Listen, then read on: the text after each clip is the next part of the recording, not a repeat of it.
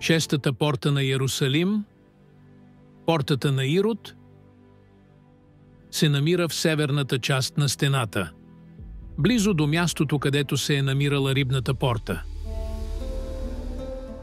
Риболовът беше една от основните икономически дейности в този регион и основното занимание на много от учениците, когато Исус ги призова.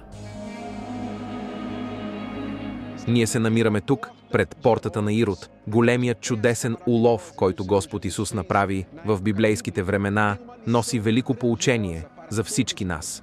А ти, който иска да научи повече за това, искаш ли да получиш това благословение от тази порта на Йерусалим? Бъди с нас тази неделя в Църква Универсал.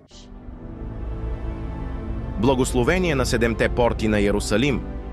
Неделя, 16 март, в 10 сутринта.